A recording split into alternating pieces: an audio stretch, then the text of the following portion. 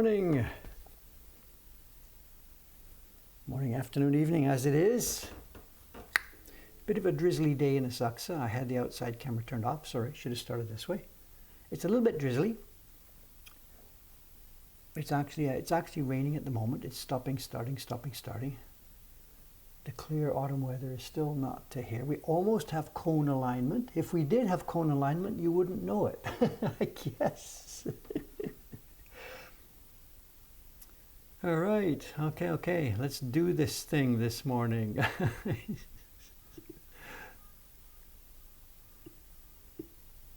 we go. Good, okay. Okay, I don't know if you can see, I've got two microphones. You're not getting stereo. I've got two microphones. I have, which one is plugged in? The microphone that's plugged in at the moment is the old microphone, the Sony Lav, the lavalier microphone, the one that I've been using for YouTube videos for the past 2 or 3 years. I've also got clipped to my chest and standing by, ready to get plugged in, the newer microphone that we bought, the one with the polar omnidirectional. And this was the one that people have been perhaps talking about having a buzz sound. So if it's okay by you, just for one moment here before we start, I'm going to unplug the Sony microphone and plug in this one. Before I do, I'm going to drop the sound to 0 so it doesn't crackle in your ears. 1 second, please. Sound going down, and when it comes up, it'll be the other microphone.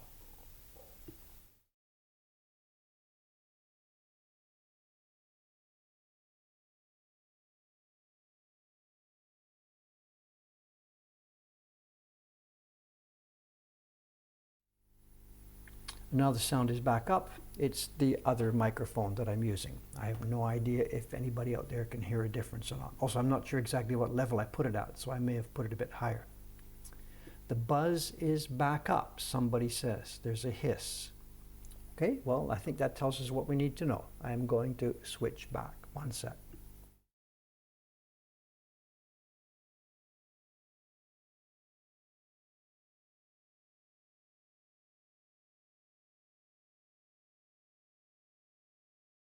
Sound is now back up. This is the old original Sony Lav, the cheap thing. It costs like 12 bucks, I think, 1,200 yen, somewhere around there.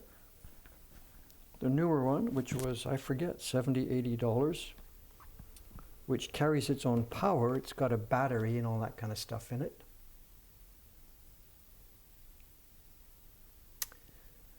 New mic has a better quality to the voice, but there's a buzz. Well, the next thing to change and check would be the USB interface that we're going through. I'm using that old Roland interface. Someone says too much gain. I've got it at -2. There's two places to adjust the gain. One is in the broadcast software, and one is over in the USB interface over there. Should invest in a new preamp, I guess. More gear to plug in, more power, more problems with interference. Anyway, whatever. So for the moment, we're okay. I can use this. Old friend. Let's get some work done.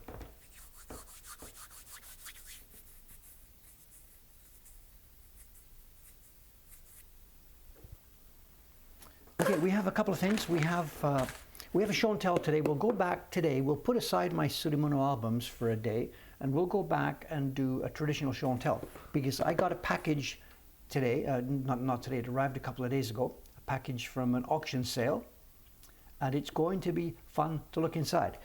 I don't think you can guess the size. Actually, I know what's inside. The size of the objects might give you a hint as to what is inside. If I tell you that there's 8 or 9 or 10 of them in this box, it's possible that you could tell what we're going to be looking at today. Because recently in Show and Tell, we have seen similar items. Save that for later. Have there been tourists yet? Yes, we have started. There's been no flood. There's been no overwhelming, flood of people coming in, just a few. And this is the way we want it. We want a slow start because we're not ready. Our systems are not ready. Our staff is not trained. We want a slow start, and that's exactly what we're getting. Match table prints. No, sorry. Good, nice guess, but no.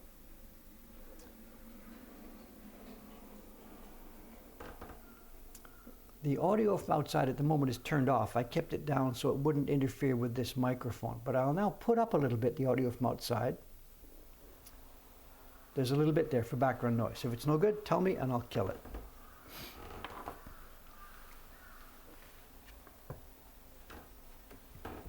Oh, I don't think so. If I use the lens, it'll move around too much. Let's try and see what's happening. I'll try with a lens, but it's possible I just move it out of field of view. So let's see what happens.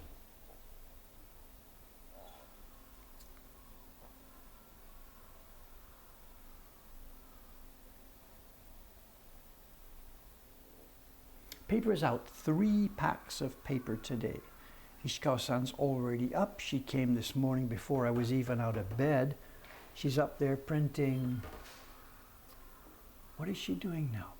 She's doing a batch of the Hiraizumi prints. In our gift page this year, we featured a print from Hasui, Snow at Hiraizumi, and it's selling very well. She's doing another 50, 60 copies up there. Sugu-san is up there. I think she came in the door a few minutes ago.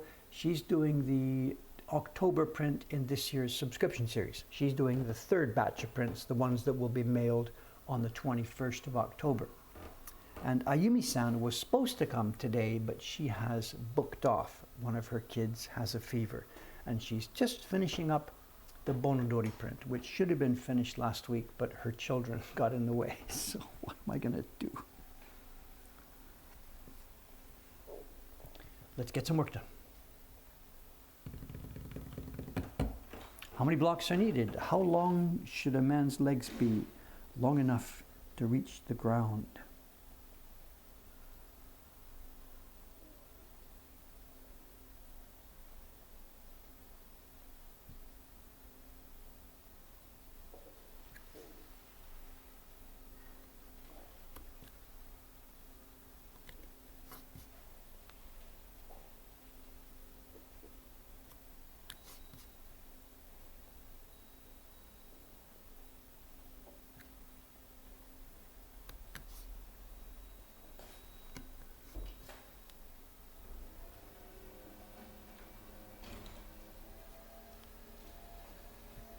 That's the garbage truck down at the Korean hot dog place. You know, we've had questions before about him and his ability to do his clutching properly on his truck. And it has been a question and an issue sometimes. So there was one day, I think it was last week sometime, I was out there in the morning. It was a non-stream day. After I got back from the pool, I had grabbed a cup of coffee and it was sunny. I was sitting outside on one of the benches out there. And he came up. I saw him drive up. So actually I walked over towards him just to try and get a handle on this clutch issue. And his truck came in, motor running, he stopped, and the truck physically didn't move anymore. Motor still running, 1 second, 2 seconds, 3 seconds. His right-hand door pops open, one leg comes out, and then I heard the clutch thing. So it's the gearing. It's nothing to do with actually the clutch operation. He's not a klutz. It's something to do with switching the transmission so that the engine drives the compactor, I would guess. But I don't see how you can possibly grind your clutch with one leg out on the sidewalk, so whatever. So.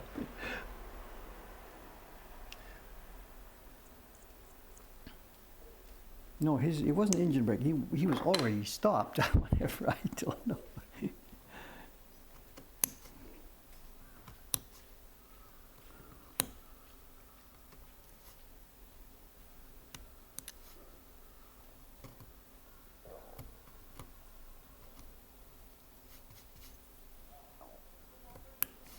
Also, the way he gets into the shop to get the garbage is fun too. This is very common with a lot of the shops near here. The crepe shop next to us, 2 doors down, I've seen them do the same thing. In the off hours for a lot of these shops, deliveries happen. And sometimes the deliveries are just left outside the front door. Sometimes the delivery is a bit more extensive. They got to put it in a freezer or something. So the delivery man has a key. And sometimes, in the case of the garbage guy, what he has the combination. He doesn't have a physical key, he's got the combination. And he drives up there, parks his truck, and he goes to the shop front and reaches down. And at one of the places, there's a gas pipe that goes in the building. On the gas pipe, there's a little hook with a box hanging on it. And it's a combination lock. And he types in the combination. It opens, and there's the key. And he opens the shutter, goes in, takes out the garbage, closes the shutter, puts the key back in the box, and closes it. So it's a system where anybody who knows your combination can get into the building. But it's funny, you know, there's the shop, and the key is sitting there outside the shop. And the hot dog place does this, and the crepe shop next to us does this. So that people can get access, people that need to know. I don't know if that kind of system is common anywhere else in the world. Maybe it's no big deal, but I was kind of surprised to see this, and I kind of giggled at it, you know.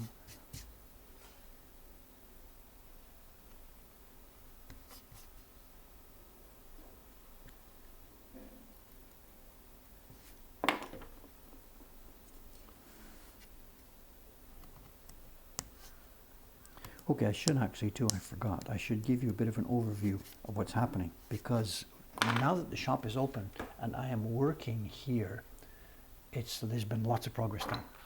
During the day, there's not all that many customers. I've been sitting here working, so I've got lots and lots of progress done. Oh, another package. We'll open this later too. It's from Canada. Wonder who it could be from. Here you go. Let's have an overview of this. You saw the idea. When I started carving the color block, I started down here with these swoopy curves. I worked my way up all the swoopy curves around her body, up. These are all done now. These long curves are all done. I then follow down into the part where the waves turn into this certain pattern. Across the bottom, the long smooth part, and now we're working our way back up to the most frantic waves behind the curl. And then we'll finish off up in this top corner. So it's gone really, really, really well, actually. I got lots and lots of work done in the past few days.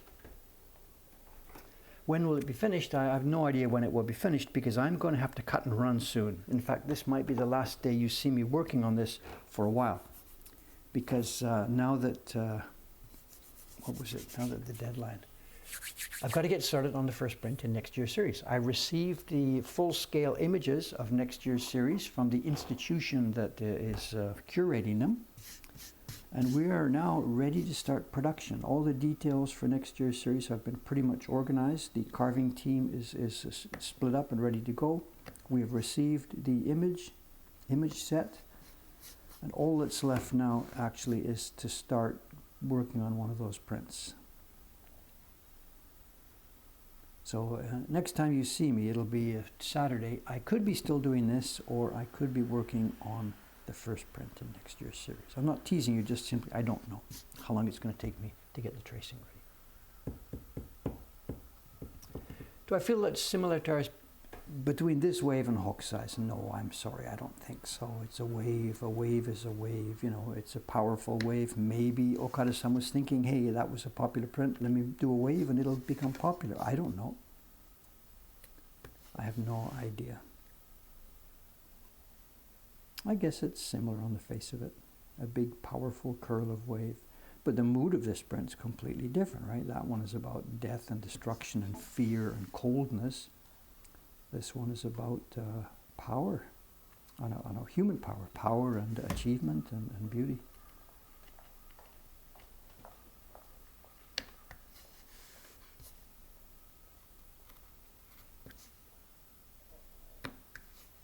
I don't know. You're asking the wrong guy. I don't think about that kind of stuff. I would never, in 1,000 years, I would never have occurred to me to think about that. So.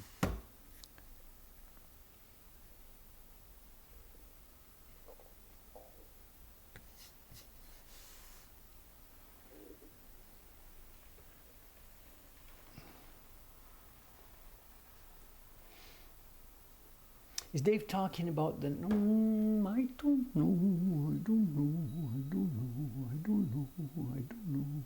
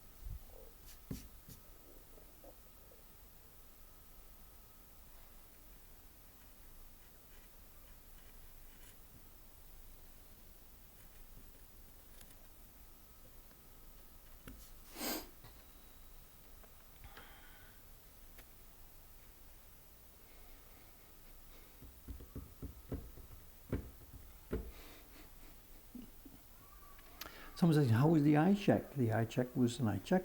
There was no, there's nothing dramatic to report. It was a standard 3-month check to measure the progress of the glaucoma in my eye. No real visible difference this month. The numbers were different, but they're within the margin of error on the measuring system, so no big change, no dramatic worsening. He is, curious about the pressure inside my eyes. This is about the only thing you can do when someone has glaucoma, is you can treat if there's high pressure inside the eyes. You can treat to reduce this, either with medications or surgery or whatever. But it's the same thing. I don't have any consistent high pressure inside the eyes. So he tells me the same thing every time. It's good news, bad news. The good news is there's nothing, going wrong with your eyes other than the glaucoma. There's no high pressure there. And the bad news is because there's no high pressure, there's no specific thing they can do about this. So he and I are watching the progress of this thing. The other good news is that there's no sign yet of any glaucoma or any incipient glaucoma on the left side, which means I'm not going to be using a white cane anytime soon. So there's really nothing to report, which I guess is good news.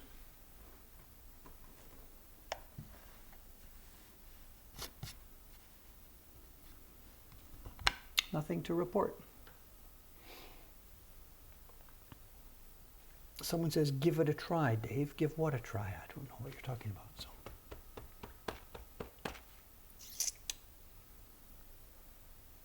Is there a difference from the first eye check? Whatever, it's a progress. It's been going on. When did we discover, we realized that I had glaucoma? Is it 2 years now or 3 years? I don't remember.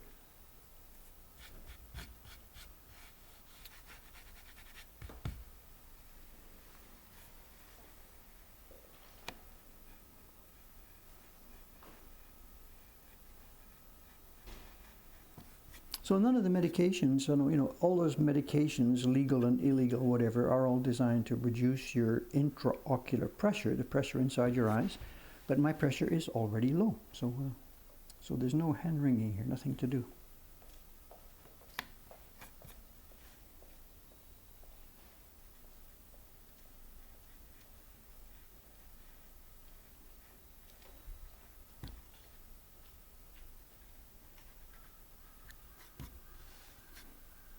These are fun lines, it's actually sort of a little bit boring. It's not boring because you got to get it right and there's an edge to the work, but cutting smooth curves like this is just one of the most fun things we do, I mean, this block I'm doing right now is entirely beautiful smooth curves, top to bottom, right to left. It's sort of a carver's dream, this block, I could see in the old days, some workshop, whatever, they divvy up the work, and okay, show me my next job. And the publisher would put this job on the guy's bench, and he's going to say, yeah, I'm going to have fun with this for the next few days, because it's really, really, really pleasant work.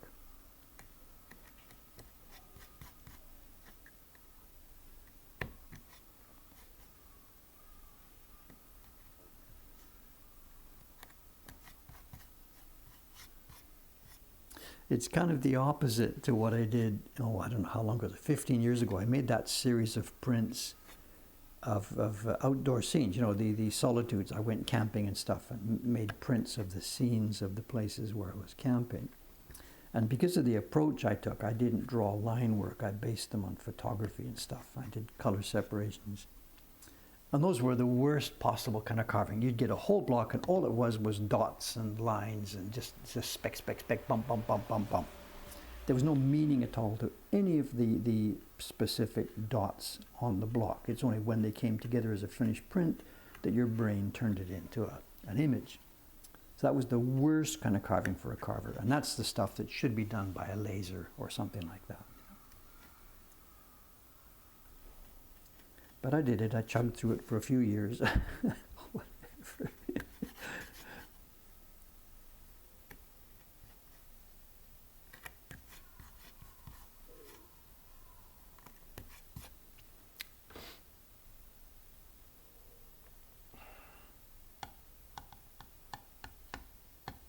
Great Wave came from, what is it, 1842? Don't quote me. Well, quote me, 1832 or 1842. I have those two dates stuck in my mind. I can never remember which is right.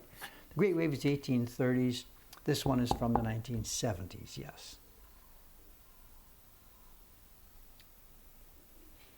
I mean, a wave is a wave, you know. This design came from a book of designs that Okada-san did in the 1970s. And the book wasn't about anything to do with waves or anything. The book was about women. It was about plump women working in the nighttime field. That's what the book was about. It was an erotic book about women in Kabukicho or Roppongi, whatever. It's a generic area. And Okada-san himself, his taste clearly ran to, what would you say, full women, women with, you know, lots of body and lots of flesh. So the book wasn't about the wave or about hokusai or anything like that. This was simply a book about Okada-san designing prints that involved full-figured women. And this image was actually a sort of appendix in the back of the book. Most of the book, I've got it here. If you remind me, we can look at it one day on Show and Tell. It's not porn. It's just simply a book about women like this. You know, it's about women's bodies, but it's not dangerous or something we couldn't show on Switch. So if you remind me, we can show the book on the stream here one day. And he was being promoted at that time during the middle 70s and into the 1980s. He was being promoted as the Utamaro of his day, because he specialized in, you know, erotically tinted images of women, and also women who were, you know, marginal, working as prostitutes. So he was called the Utamaro of his day, but now here in Japan, almost nobody knows of him at all.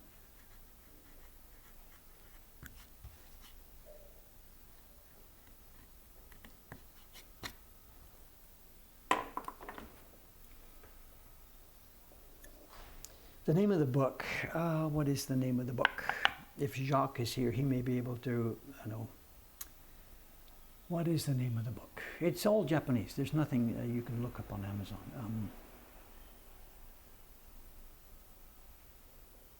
Onna ezoshi. I can type it in here in Japanese. Just a sec.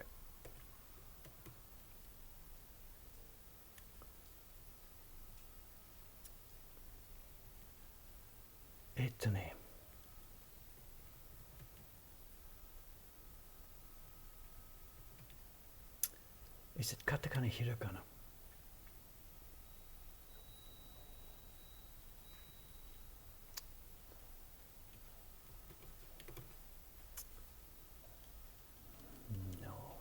No. How do I get guess? Just a minute, excuse me.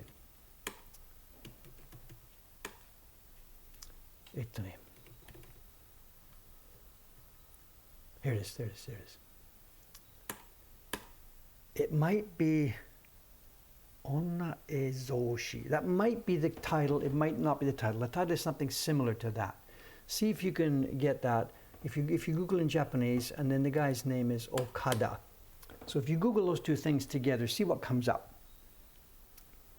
It's a large format picture book. It's sort of not a coffee table book, but a fairly large format book.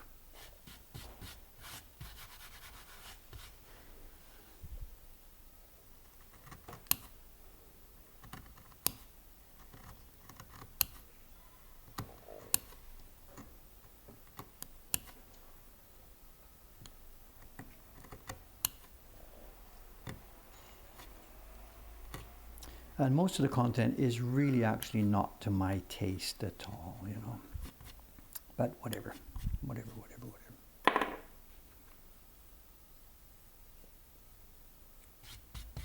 People are Googling. Are they in the background here? Somebody?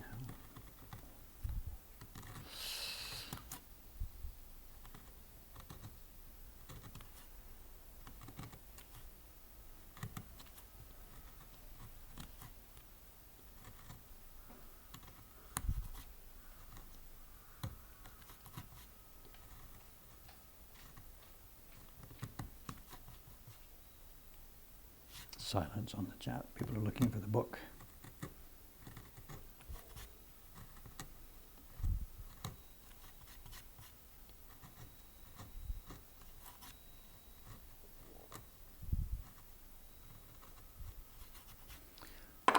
Actually, we have a few copies of it here. I know it comes up.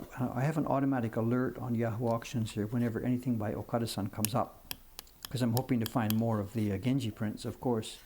So I have an alert on Yahoo Auctions. His name comes up, and that book does pop up. So we keep buying it when we've got it, because we think probably it's going to be useful for us later on. And maybe we'll put the extra copies of that book into the flea market. They're standing by. So. Did anybody get it? Book Live, somebody's got it? So, so Google is gonna, it'll appear, for a few minutes it's going to appear at the top of Google Trends, whatever.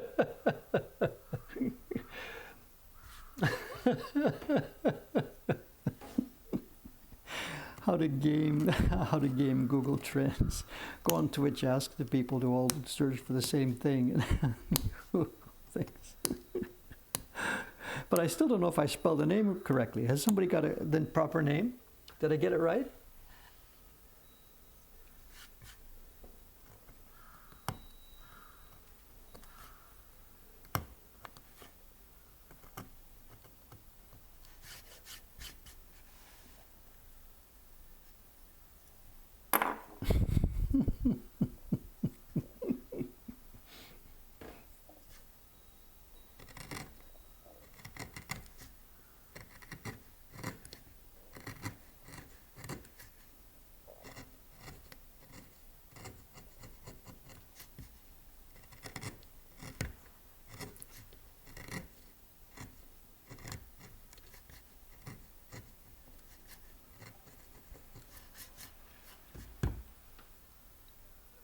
No, not the Genji book. That's another one of his books. Not the Genji book. No, no.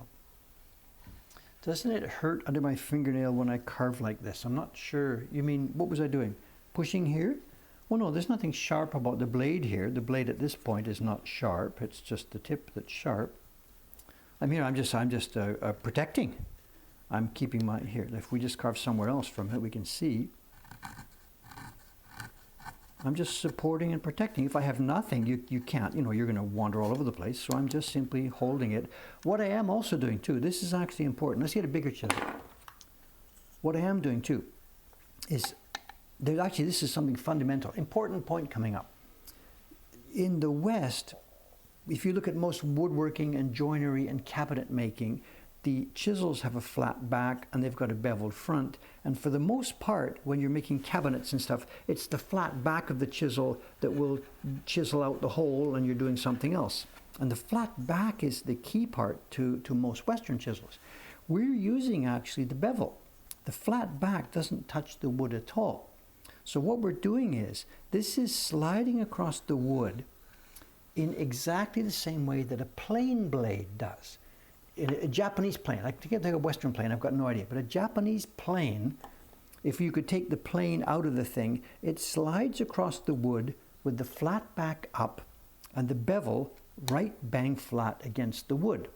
And then when you project it a little bit from the base of the plane and push the plane down and pull it, then the plane blade does its thing. It takes, I can try and imitate this.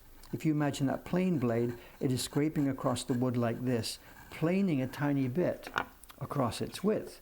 And we're using these chisels as miniature planes. So what my finger is doing is, over here when I was doing this, it's not just protecting it from cutting the wrong place. I'm pushing down on the back of this thing, and I'm turning this into a plane. Now, I don't try and go all the way across in a straight line. I do it in little scoops, obviously. But what we're doing is, we're not really chiseling the wood.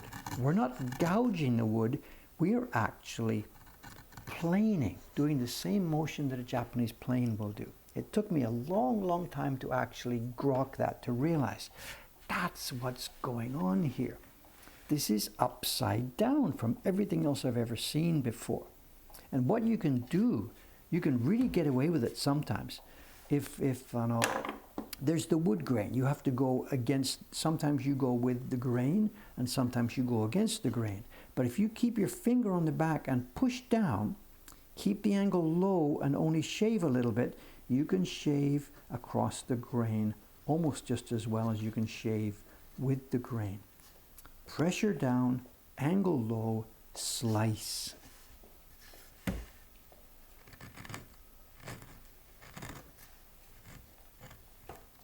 This isn't a chisel, it's a plane.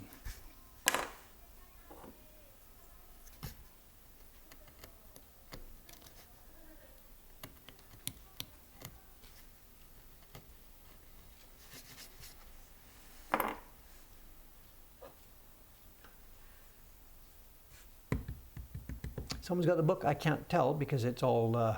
shall I click on the link here? Just one sec. We follow this link. That's the book. That's the book. Okada Yoshio Onna. Ah, they spelled it without kanji. I had it right. Oh, I had the shi wrong. Okay. 1974.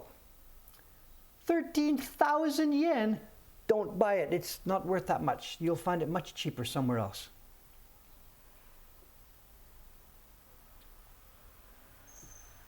But that's the book. Yes, that's the book.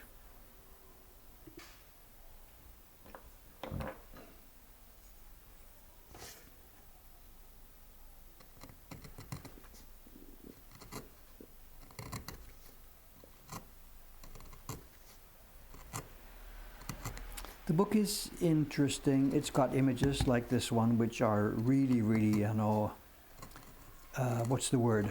Stunning, impactful, emotional. But there's a bunch of images in there that are just really, give me a break. Give me a break.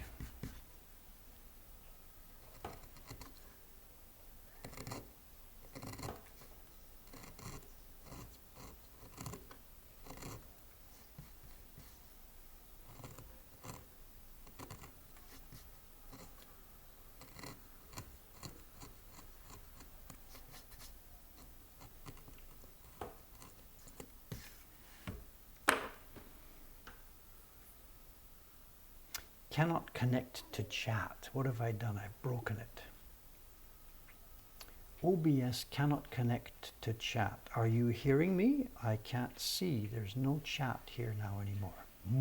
I've gone dark.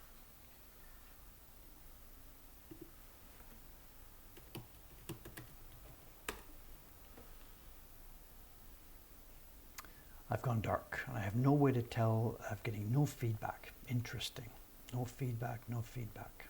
My chat has gone dead. Okay, it's Twitch. I'll keep quiet. Okay.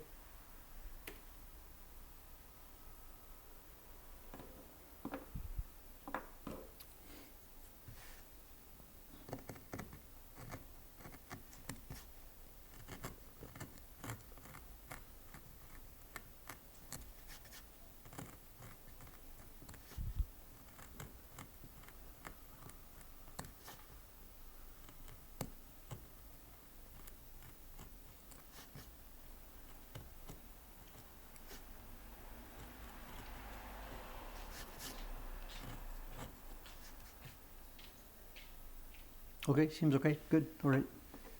But it happened just as I jumped out to the browser to do something else, so I don't know if I caused it. No idea. Okay.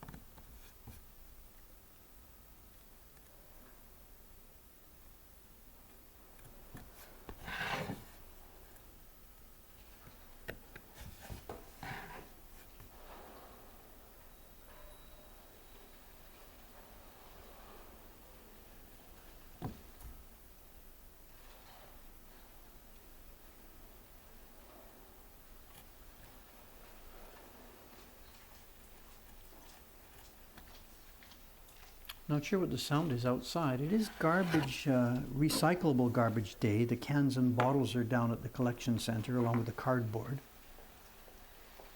So we might hear a rattling cans and bottles sound soon, if there's any cans left.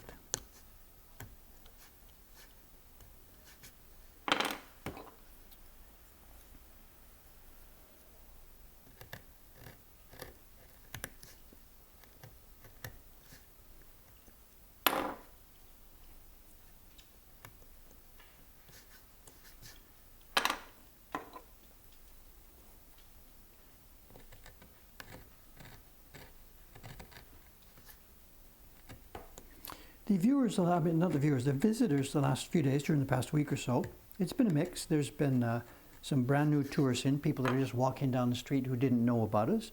And then there's been a few people coming in who are people that have been here before or fans we knew about. I know we got yesterday or the day before, I can't remember, the days are all blurring together. A young man came in, looked at some prints, and I knew I'd seen him before. He was tall, like really tall. This is 2 meters. Whatever, don't need to describe everybody, whatever, but he's a physical type that I knew I had seen this person before. So I come in the room and he's there, he looks at me and I'm like, I'm supposed to know you, right? And he wasn't worried about it, no, not really, no. And I said, so you've been here before? He says, yes, I was here before the pandemic. I picked up a bunch of prints, we chatted for a while. And he said, okay, you don't know my name. He never even told me his name, I don't know. So I stand there for a minute trying to get more information, trying to see what I can dig up, you know. And I wasn't able to get anything other than the fact that I know this person had been here before. That's all I could dig up, you know. So we chatted for a while, no problem. He got some more prints and then he left. And then a little while later, this would have been yesterday afternoon, a young man came in with a young lady together. And he came in straight to the bench. He knows me. Bang. Mask, it's hard to tell. Masks, you know, they don't help on this problem. You know, he came, he spoke, he's got a European accent. And again, it was clear. He knew exactly who I was and what was going on. I was supposed to know this person, you know. And I couldn't get it. I couldn't recognize who it was. And then after a minute, it came out, no, he hadn't been here before. But I was supposed to know him, and we had met. He's a YouTuber. And he had included some clips of me and my work in one of his own YouTube videos about whatever, maybe a year ago or so. And he had sent me a link, hey, I'm talking about you in one of my YouTube videos, is that okay? And I'd said, yeah, well, whatever, it's public information. So he had been making a video about how normal people react when they hear advice or conversation from like famous people was the, you know, quote, when somebody, the thing he was researching, when people really famous talk, he was talking about some famous actress who is selling beauty products, and people tend to believe that they're more good beauty products because it's a famous actress who was talking about them, this kind of thing. We know all the ins and outs of how this works, whatever. And as one example in there, he had also said about this effect goes down to even, I don't know, what did he call it? Micro celebrities.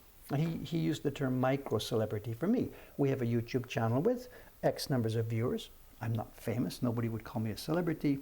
But his point was, here there are people on YouTube taking advice and whatever, and they tend to look at even a micro-celebrity and give more credence to what this person is saying because of their position. This is a really, really interesting point to study. Anyway, he had used me as one of the many examples in the particular video. Anyway, here he was yesterday. He came in and dropped in and said hello. And I hadn't recognized him, even though I had seen now some of his videos. So in retrospect, I realized, oh, it's Leo. I should have recognized you. Yeah. And he says, no, it's okay. Don't worry. So, and he's here in Japan to make a few YouTube videos based on some topics that he's been hunting up in Japan. It's scientific stuff. It's biology. The name of his channel, I forget the name of his channel. Here I am talking about him and I can't properly identify him. It's a name. The video. Okay, I'll link to the video. Fair enough. It's in French. You'll have to put on subtitles to do it because his channel is all in French. I should have prepared in advance. It's not fair to talk about him and then and not have the link ready. Sorry. Here we are. Our bizarre relation with micro-celebrities on the web. And this is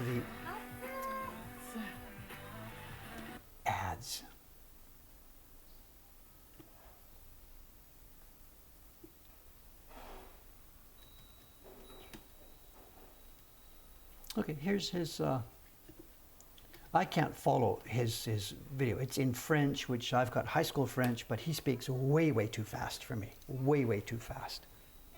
So there's the video, and it's about, you know, our relationship with quote unquote, I don't know, celebrities on the web. So, and the conversation, the not speech, the presentation was interesting.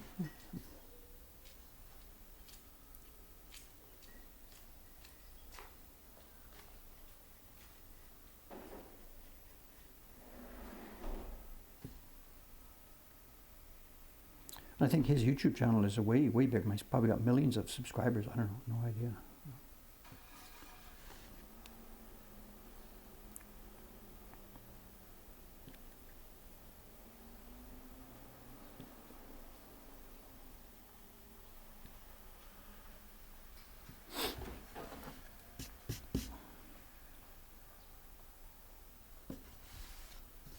It's hard to know where to start with all these curves. They go up and down, up and down, up and down, try and follow one to the end.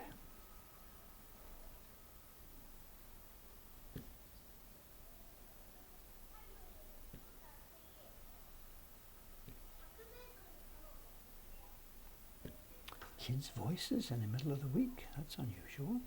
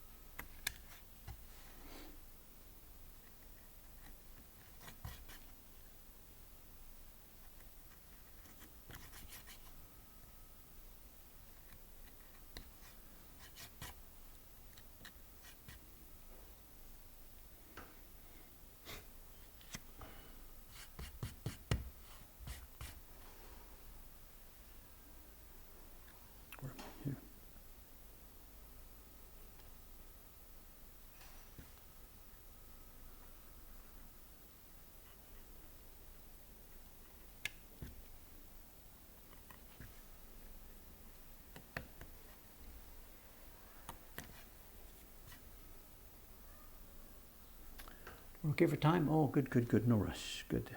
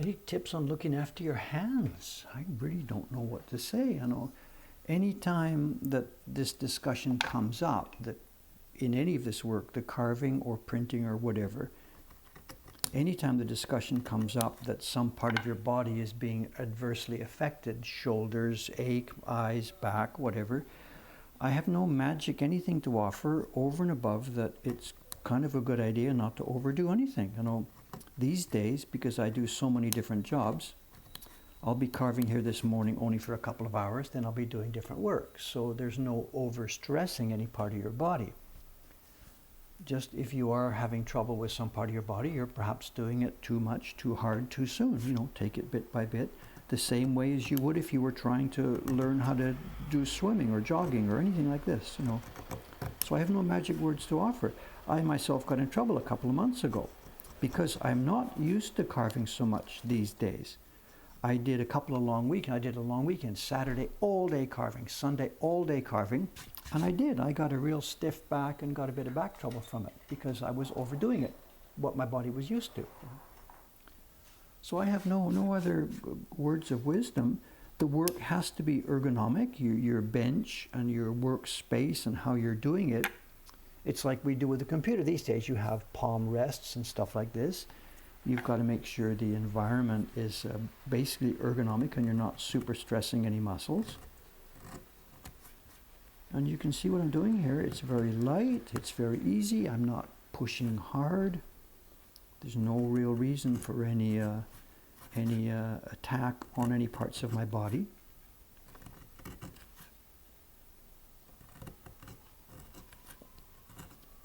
Just take it easy, a little bit at a time, you know.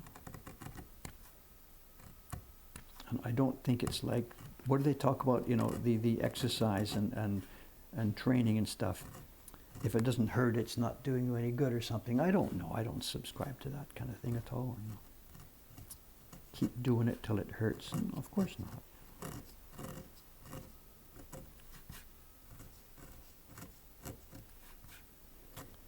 So I'm sorry, I have no real words of wisdom here.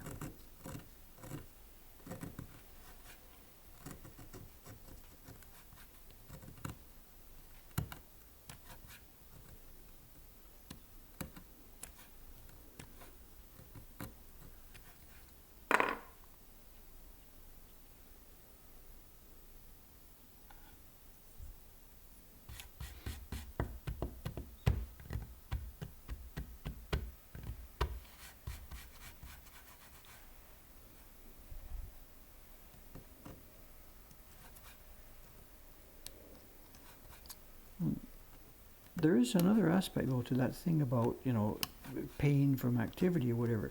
These days with the swimming, I started out swimming now nearly a year ago. I started going last November on my birthday, and I've been swimming since then.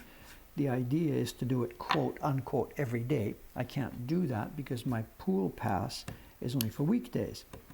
And then it doesn't include holidays. There was a holiday this Monday, so I missed Monday. There was a holiday the week before. There was 2 holidays 2 weeks before. So I haven't been able to do a full 5 days, 5 days, 5 days. And I have noticed that if there's a few good weeks, 5 days weekend off, 5 days weekend off, 5 days weekend off, I get good and smooth at the swimming. I can do my kilometer in about 23 minutes. It comes okay. But then if there's a long weekend and then another long weekend, when I get back to it on Tuesday, it's actually a bit painful to do the swimming, which is a bit surprising to me. But I guess it's simply as you get older, the exercise benefit is there. But when you stop, it doesn't taper off slowly. When you stop, it drops right away. So even 1 or 2 or 3 days off, it is already falling. You're losing that benefit that you had from the exercise. And that's probably something to do with age. The tools I'm using to carve are made by myself. No, not at all. I know this little one with the poker, I made it. The other tools I have here are off-the-shelf stuff. Off-the-shelf stuff. I did not make these. I didn't make the handles. I didn't make the blades. It's a very standard Japanese type. I've fiddled with them. I've put bits of wood inside. I do this and that to adjust them. But I do not have custom-made, personally made tools. It's off-the-shelf stuff. If you're in America, there's a place called McLean's over in Oregon that will sell this knife exactly. It's a 4.5 millimeter. She would call it a hangi to. Mine is kind of beaten up. When you get a new one, it won't be beaten up. These are called aisuki, A-I-S-U-K-I. I have a 6 millimeter and a 3 millimeter, which is all I had for years and years and years. And these three tools will do it for you. If you want to save some time as you're clearing, you can get some clearing chisels. Nothing specifically Japanese about those. Nope, nope, nope. Off the shelf stuff. I aim for a kilometer. I only did 800 meters today because I ran out of time because I had to get back to do this string.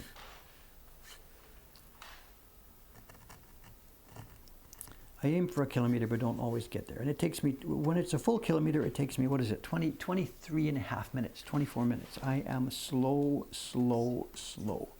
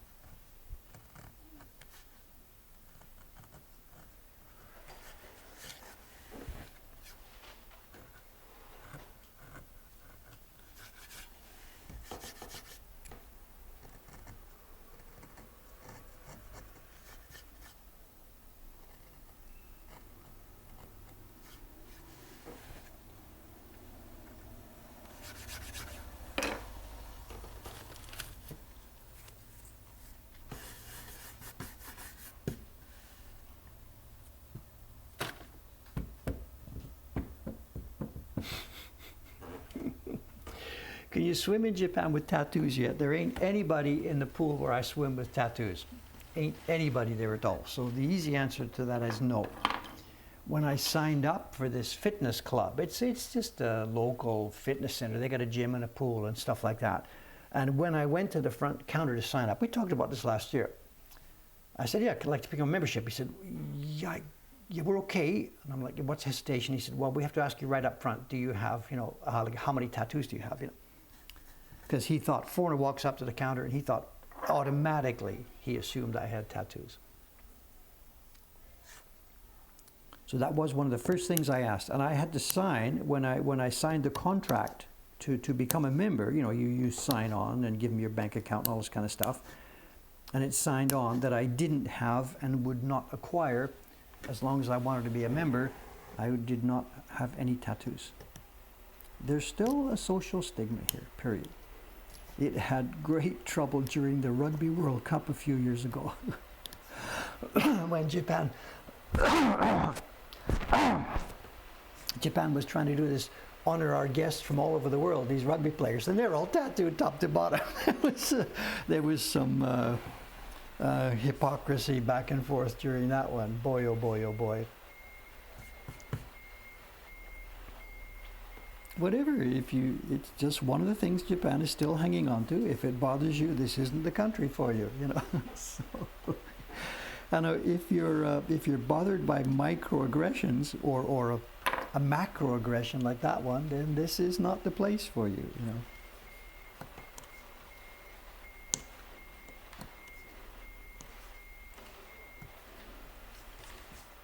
It's their culture, they're cool, it's their rules.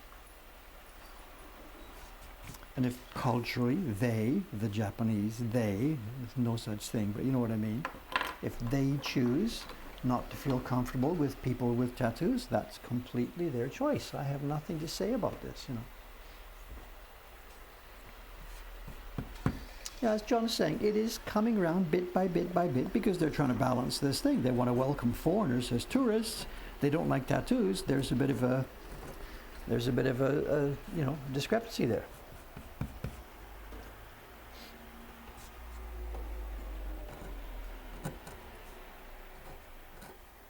There is a bit of hypocrisy though involved, You want to welcome the foreigners, but nobody with tattoos. Then there's a certain level of hypocrisy there.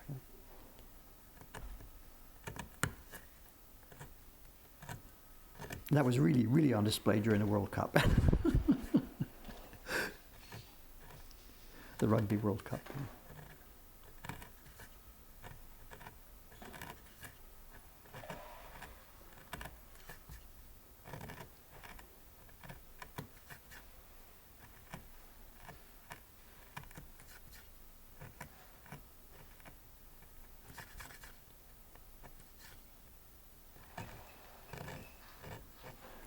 But if anybody out there is from some magical culture that doesn't have its own hypocritical rules and stuff, let me know. I'd like to hear about it, but whatever.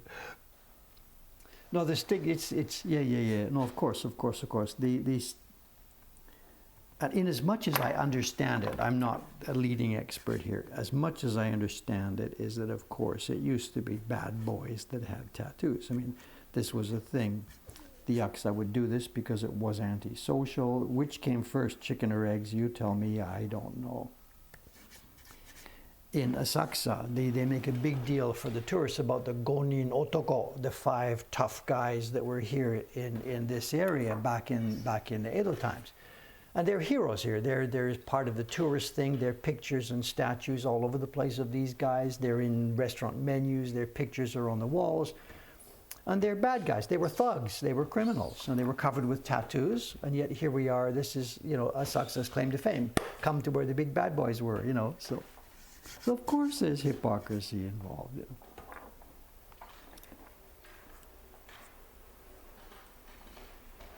The most famous people ever to walk these streets wouldn't be allowed in the fitness center. So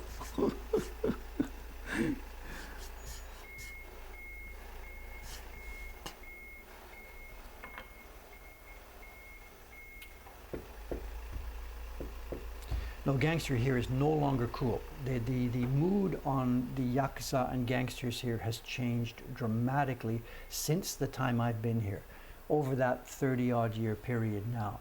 There was a cool aspect to gangsters. They were felt of as a sort of a necessary evil. Those guys will take care of the dirty parts of society that the good people don't want to touch, And there was a standoff. The police left them alone as long as they kept to their own territory. That's broken now. That's broken in many places. And in northern Kyushu, for example, there is open warfare between authorities and gangsters. We've seen news reports where 50 plus undercover, 50 plus police officers raid this massive mansion, take in a head honcho. He's now on death row. There is a big deal. Society has collectively decided, or the authoritarian part of it, the lawmakers and the police and whatever, have really actively now trying to put this thing to bed. And it's really changed. It's no longer cool for a young guy to join the Yakuza. A lot of Yakuza groups, we read news reports, they're collapsing and closing because it's just a few old dudes left at the top. They can't recruit good young people. Young, tough guys who have their fast cars and stuff are being tough on their own without needing to join a Yakuza group. So whatever, you can read about this. There's lots of information about this. It is very much changing. Are they going to go extinct? You tell me. Are the mafia in Italy going to go extinct? I don't know. It'd be silly to even say or think about something like that. But it is no longer cool. Absolutely. There's not the slightest bit of cool left about being involved with the Yakuza. Nothing.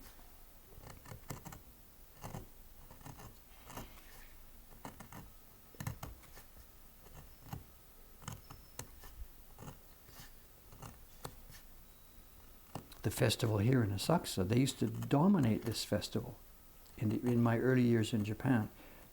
The festival images were dominated by images of Yakuza dudes strolling around with their tattoos out in the open. They would dance on top of the shrines. That has been now totally, absolutely shut down and repressed. Nobody here in Asakusa at the festival time now shows tattoos, period. If one of those guys tried to jump on top of a shrine, he would have 10 policemen on top of him, handcuffed, shackled, back of the paddy wagon in seconds. No more cool. No more Mr. Cool.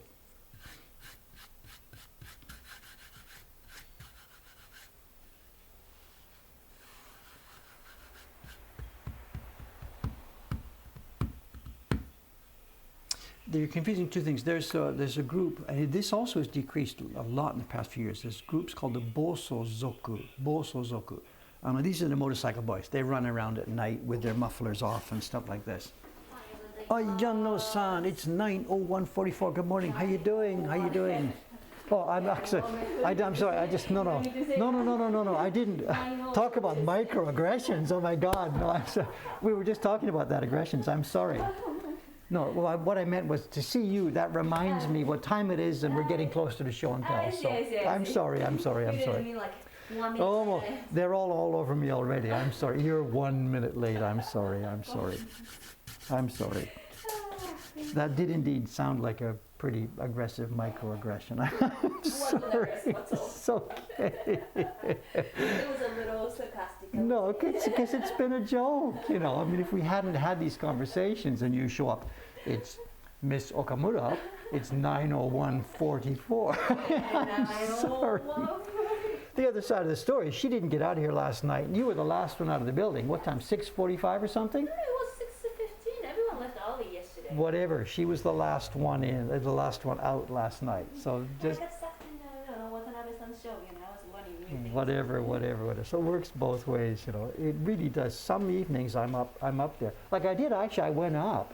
I finished closing up here. I thought everybody's gone. They'd said goodbye. So when I went up, I thought nobody was there. There's a light on. There's a pair of shoes at the Genkan, and this is after 6 o'clock. And I'm like, wait a minute, what's going on? And I did. I came to you and said, what are you doing still here? You know, so. I heard your footsteps, and I was like, I felt like I was... Here he comes, yeah. Human coming. So those of you who are complaining because I was aggressing her about 6:01, there is another side to this story. We are really actively trying to avoid slipping into that Japanese system where people just stay a little bit later, then a little bit later, then a little bit later. And it's actually training, you know, because if I didn't say anything, you would stay late. If I didn't go home, you would stay home. And we would just slide into that thing because it's so natural here in Japan. Nobody's like, you know, watching me, you know, stay. I mean, like watching me to do my job, you know. No, we don't. Whatever. I'm just not stressed, that's all. I'm doing this happily. So, but my point to these guys is that we're actually, because to a foreigner watching, why is Dave making such a big deal about this? Of course people go home. But my point is, if I didn't work on getting them to go home, they wouldn't go home early. So it's really funny. You're thinking, it's like the husband who washes the dishes and says, look at me, I washed the dishes, I did something really great. Why are you feeling so proud about this, you know? But we need to work on this. If I didn't work on this, it would slide back. Aoyama-san, he'd never get out of here. He'd be working on stuff all night, you know. Right. So. I've watched like so many like short videos, like, you know, explaining how, you know, people work in European countries or Western countries, and then people in Japan stay until late. Do they really leave their office? Okay, at, like, come on. Exactly? We'll get some. The lady has an interesting question. So at 6 o'clock, it's time to go home. Okay, it's time to go home for me as well. But do people close their laptop at 6 o'clock and leave immediately? That's all? Let's see. Let's see what really happens in a Western company as the clock ticks down to the closing hour. What really happens? Well, someone just says yes. What was it? So the question was, do you really go home on the minute? I mean, do you watch the clock and go home on the minute? No, I stay late. Right. Depends on the company. The door locks at 6. Interesting. I see. Okay, so it's too much to really read here. I'm sorry. Okay, we will read this later. She and I will look at this later. I'm really curious. Okay, we close at 5. We'll all be out of there by 5:05. It really depends on the job. Like here in Japan too, Mitsukoshi department store, they close at closing time, of course. Right. The staff maybe doesn't go home, but the doors close. Yeah, whatever. I don't know. I start getting ready to leave at 2 o'clock. Yeah. My laptop is closed. I'm out the door 10 minutes before. Okay. Whatever. Tech jobs never end. Peer pressure. I stay late. So there's obviously a continuum here, obviously going on. You know. Okay, yeah, all I can guess is I would, if I were, you know, going to try and encapsulate this in general, for the most part, a Western person would expect to go home pretty near closing time, and I would think most of them probably really would go home near closing time. Here, the words are go home at closing time, but the larger your company is and the bigger your company is, it's not really possible for many people. So it's hard to exactly quantify this. But I'll be really interested in reading these yeah. It comes in, the chat here comes into the mail at 11 o'clock. You'll see it in your mailbox. It's in the mailbox. Yeah, that comes in at 11 o'clock. So, and look through the time. It's 9:06. This is happening. So look through the chat to this time. Okay. So she can have a look at your comments later on. Thank you very much. I'm really Good. curious about their comments. She's really curious about your comments. So.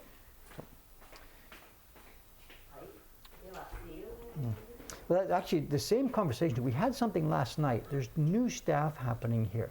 And I was here last night. And in fact, that young man we were talking about, the young French man who's a YouTube person, he was browsing here at that time. Now, our official hours are 9:30 in the morning, 10 o'clock in the morning until 5:30. That's what Google says our shop hours are. And the new staff members, one was Watanabe-san and one was Nakazawa-san. They're trying to follow the rules. We've got this little new staff guidebook, and the new staff guidebook says 5:30 shop closing, do this, do this, do this. Now, actually, a couple of people were still browsing. Leo and his lady were browsing. But at 5:30, the staff jumped up, took the flag in, started to turn the lights off. And I blew up. No way you can do that while somebody is still here browsing. So here we are. Am I expecting him to stay late? And we had a little face-off. No, it's 5:30. You book off and you can go home. I'm the senior member here. I'll make my decision to work late, stay with this customer, or to ask them, excuse me, sir, we're trying to get ready to close. That's the senior member's decision. But they started to clean up and make noise and grab the vacuum cleaner while people were still browsing. So we had a bit of a show off there. So.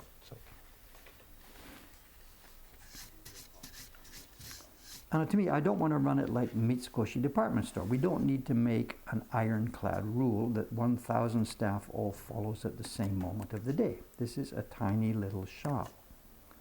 And a person who is a friend slash fan slash customer is browsing. It doesn't matter what freaking time it is, of course, whatever. It's going to be fun to read this later. I'm not seeing 10% of this. It's going to be fun to read this later. Thank you very much for your feedback. It's good fun for us. What time is it? 9:08. Okay. We have a show and tell, and we have a little present. I'm guessing that's what it is. It's from Canada, and I believe that's my daughter's handwriting on the envelope. So we'll see.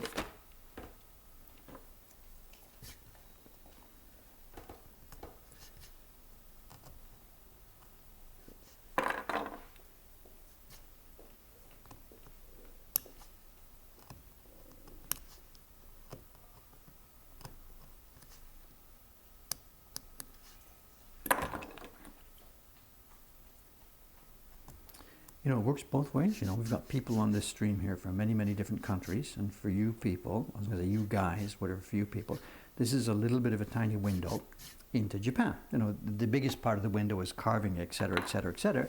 But really, I guess, another aspect of this, the different things that we here, these people, we are doing. So it's your window into a little snapshot of Japanese culture.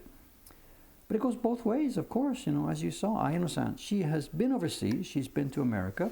She spent, was it a half a year or a year? I forget. She told us one day. She's been to college as an exchange student. I think she was in Florida somewhere. Miami, I think. I don't remember. I may be wrong on that. So she does have some experience of living overseas, but it's really not real experience. It was a foreign student living in a dorm room and probably just hanging out with other Japanese students as well, you know. So she has no real vivid experience of actually living in another culture, you know.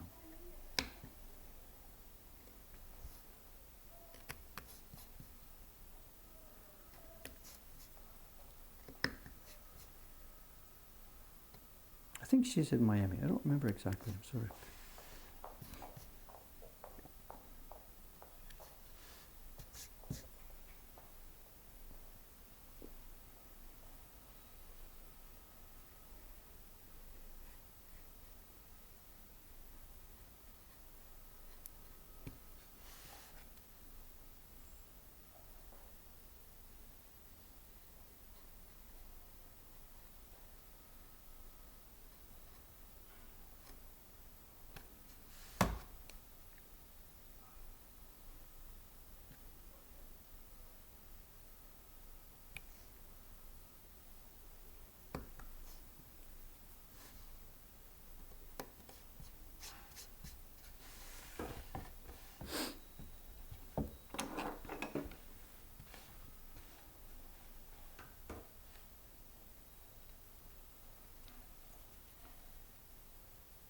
Did she say she avoided the students? I don't remember. I'm sorry. It's a detail that I wouldn't think about. So, yeah.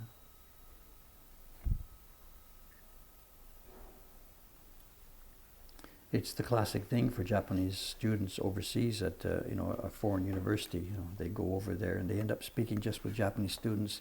They'll write home to their parents, who send a care package with cup noodles and stuff like this. It's the boys, I guess, is the to be sexist about it. We have that image that that's the way Japanese males, send their laundry home to mom or something like this. But. It makes sense. Ayano San's a competent person, so she wouldn't have been doing stuff like that. So, did you send your laundry home? I don't think so.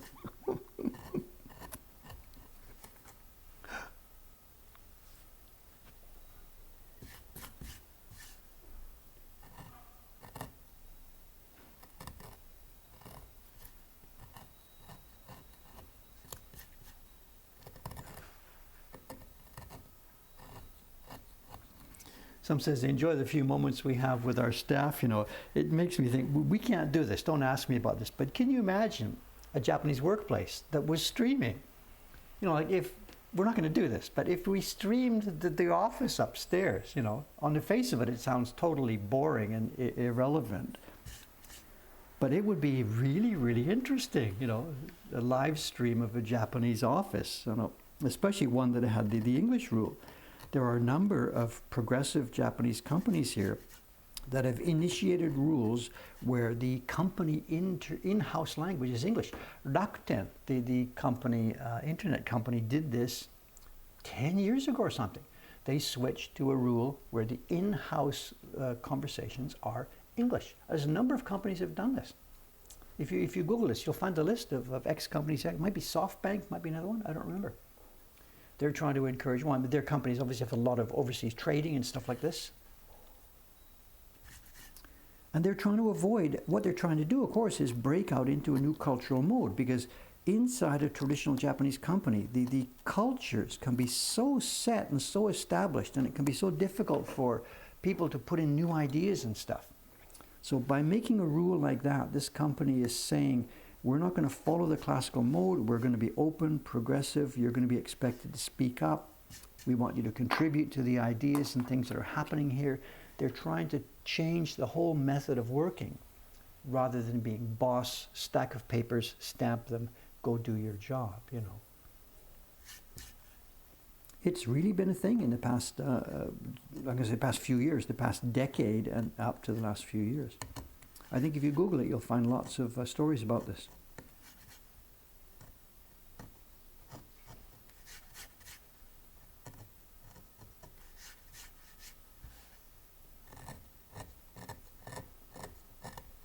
Okay, I think we are pretty much done with the work part of today's stream. It's approaching show and tell. It is show and tell time, and I have 2 packages to open. Let's move on.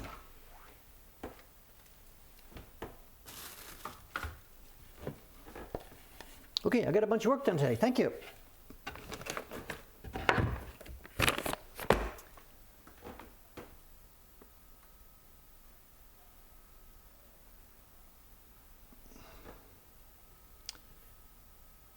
Maybe we can shrink some of the outside camera a little bit. And we can shrink Dave a lot. Here. Okay, 2 packages. I don't know what this is. It's from Canada, and I think that's my daughter's handwriting. It's a little bit clunky Japanese. She didn't finish. She went over to Canada at the middle school level, so she never finished her complete Japanese training at kanji. So her writing looks a little bit childlike, student-like. Let's see. And I don't know what it is. It's a cookie? Would they send me a cookie? It's too hard. It's not my birthday. Oh, my birthday's coming up. Could it be an early birthday present from my daughter or from my granddaughter? Let's see.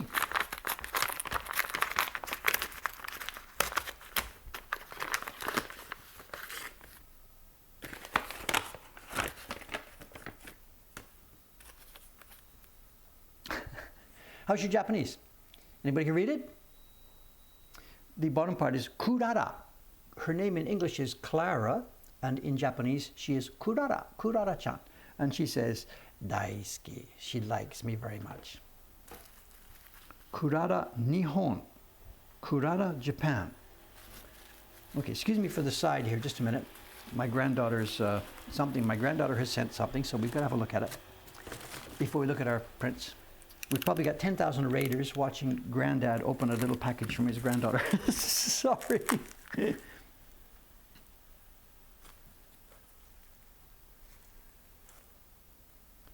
And she's put in a stamp. Does she expect a return letter? I can't use a Canadian stamp, but whatever. What is inside? If it's a cookie, it's pretty hard by now. Oh, I see. It's a construction. There we are. Sorry about this, but okay, no problem. There we are. This is my granddaughter, Kurara, who is 80 grams. I'm not quite sure what they mean here. 80. What does it say? 80 grams. I don't know. This is Kurara-chan. Okay, thanks for putting up with this, guys. And I'll send a clip later. Clara-chan, thank you very much. Much appreciated. Does it hang up? Okay, we'll try and figure out a way to display this on my workbench. Thank you very much, Clara-chan. Oh, yeah, I see. The weight for shipping. Maybe. Yeah. Okay.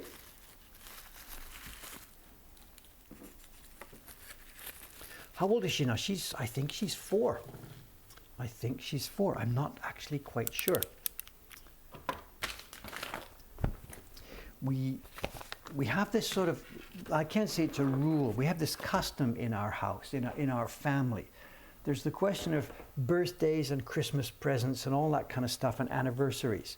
And now that I have 4 grandchildren, I got a brother and sister, my parents are around, the family starts to get kind of big. And Christmas and stuff can become really sort of not so much fun, it can become an obligation. So our family sort of, as I said, rule, it's not a rule, our family custom is that birthdays and presents and Christmas and stuff, you think about one level up and one level down, but that's all. You don't go sideways and you don't go sideways and down. My brother, Simon, has no obligation to remember my granddaughter's birthday and send a present and stuff like this, because it becomes obligation more than any real feeling of family, warmth and stuff. So I'll remember my 2 daughters' birthdays. I do not remember my 4 grandchildren's birthdays, and everybody understands this. And my grandchildren would not think of having to send a Christmas present to Granddad. So we go one up and one down. We don't go sideways, and we don't make night moves out and down. Okay, enough of that stuff. This is a Yahoo auction winning. I bid on this and won it last week. I had to pay more than I wanted to pay. This is not another one of those, I got this for 10 bucks. I had to pay for this, but let's have a look. Once I open it, you will know what it is, but let's have a look at the details.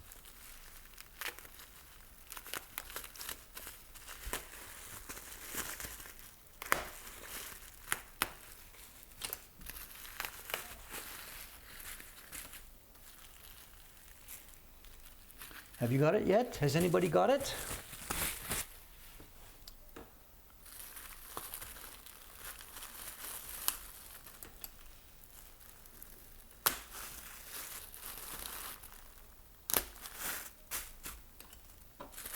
Has anybody got it yet? Someone's got it. They are more menus. We have steamship menus again. And I don't know yet what kind of era we are talking about. These are menus. Some of them are going to be woodblock printed. The very first one on top is indeed woodblock printed. Where is a date? This is the important thing. There is no date. Oh, there is a date. Oh, I've never seen one like this before. Look. Oh my God, there's dozens of them. Here's a menu. It would have been on the table for a person in one of the boats online. This is pre-war. I'm sorry, this menu is not English as the ones we saw before. This is Japanese. And we have a date. This is Showa 14. Showa 14. Showa 26 is 1951, so Showa 14 is 12 years before that, 1940. This is 1939. Someone's beat me to it. John has already got it. This is a ship menu from 1939. And the boat is Saiparu Maru. I haven't heard of that one before. Saipan Maru. Saipan Maru. Of course, it must be one of the boats that went back and forth to Japan's territories. Remember, in the 1930s, the South Pacific was Japan's playground. Let's move on. Yeah, there's a map. Look, we can see. Here's the map of the territories involved. That was the Saipan Maru, and here we have ships were moving from Kobe down to Saipan. Here's the routes. Look at this.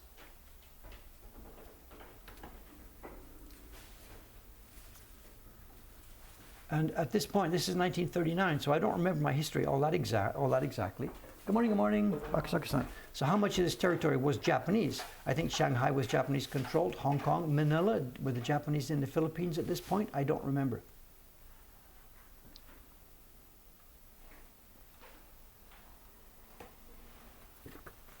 No, that map is not woodblock. This map is printed. This is offset printing. This part of it, the actual picture on the front, is all that is woodblock. This is a woodblock print done in stiff paper. Yes, this is a woodblock print done in stiff paper, and the prints are made before the boat leaves the shore. They go onto the boat in a stacked up form, and the menus are printed on the boat themselves. And this is I've never seen Japanese ones before. We've got a ton of these in English. This is the first time for me to see Japanese menus. Let's zoom through. Look at the art. Look at this graphic design. This is Showa 14, the same year. And here's it's the NYK line, Nippon Yusen Kaisha.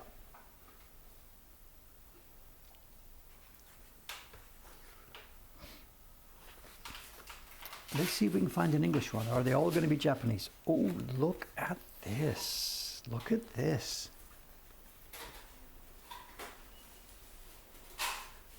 Again, a woodblock print, and every meal, or at least every main meal, the people would end up with a woodblock print on their table. What a great idea this was. My God, what a great idea this was.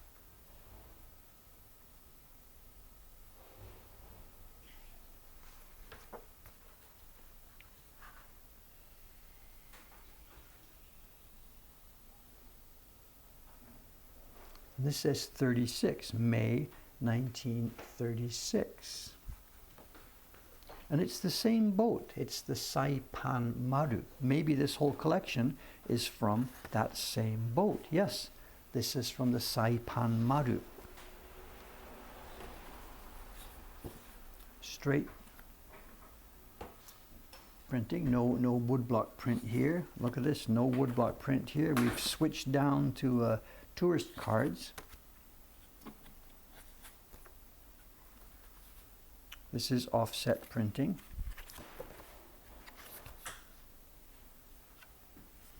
So is that all for woodblock? Let's see.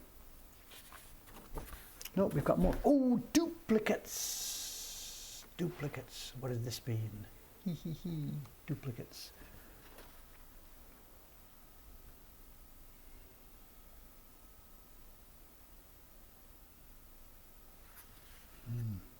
None of them in English. Have you seen these menus? We've been getting menus before from the old boats that used to run back and forth across the Pacific.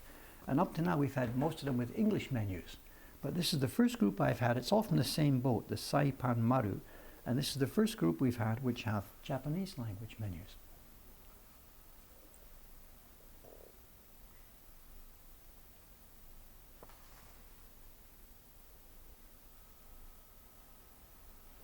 The Mandarin duck, was it on the menu? I doubt it, but I don't think so.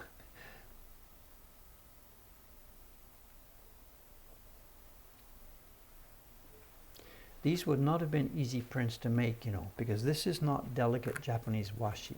These are on a very thick card.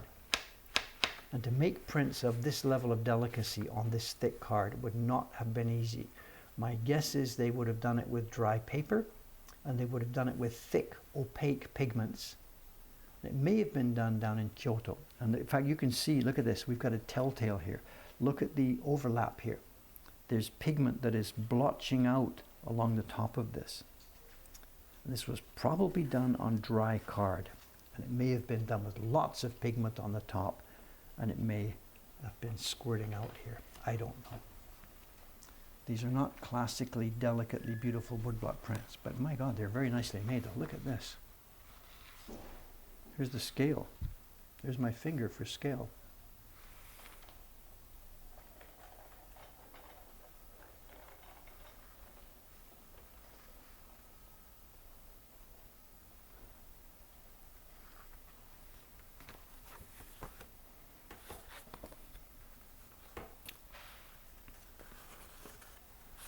No, they're all good. It's all the same boat, and they're all the same year. It says Showa Juyon Nen.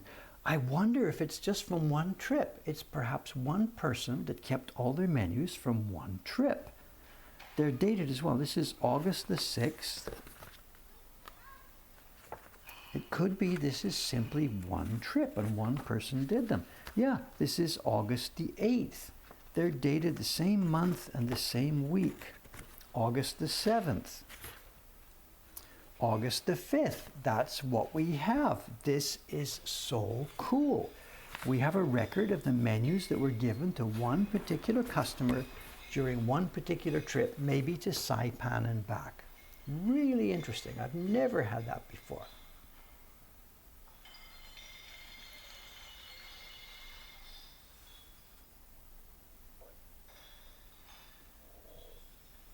And they've taken the trouble. Look at this, 2 blocks. 1 block for the delicate hairs. Look at the job they've done here. And then another block, not so nicely printed, quite blobby for the top hairs. Transparency over the ears. Come on, this is a menu.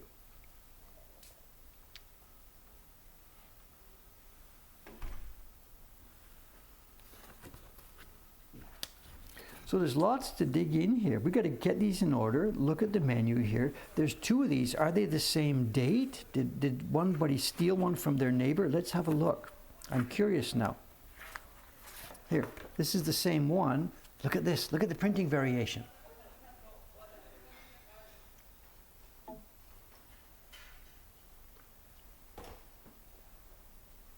Let's have a look. Are they the same date? This is Showa 14, the 5th of August, Saturday it says. This is Showa 14. No, it's a different day. It's September the 25th, a Monday. 6 weeks later.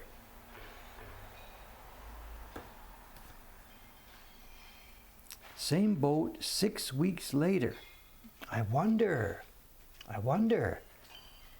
Would the cruises have been that long? Was this around the world or something? I don't know.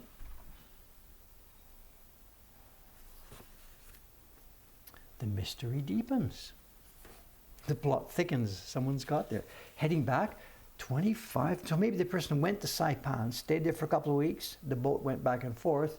How long would the trip be? I don't know. This again, this is September the 27th.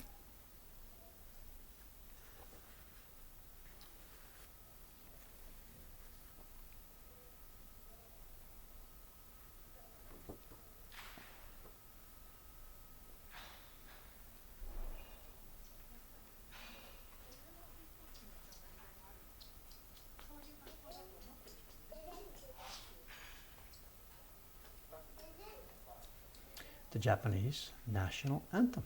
There you go. Were they singing? I'm not going to start singing this now. So maybe, was this something that was sung on board at some point before meals or something, and they passed these out to the people so they could sing along? Really?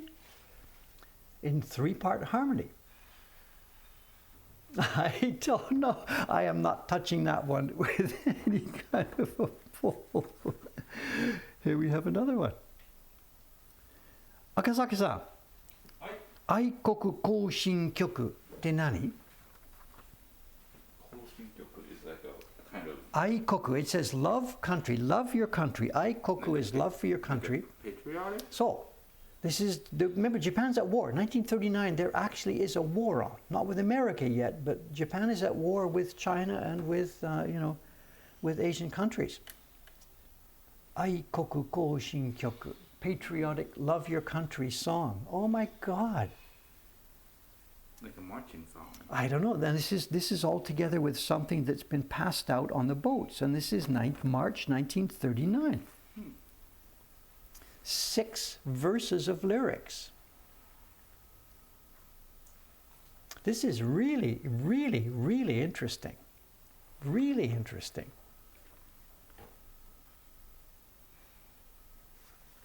Wow, I didn't know that was in the batch. In case the boat sinks, I don't know. This one's not a wood block, obviously. It's an oil painting, but we have the same thing. It's September the 28th. This must be the latest date in here. Here we go, an oil painting. Wada, Japanese name. Mount Fuji. No credit. Oh, here we are.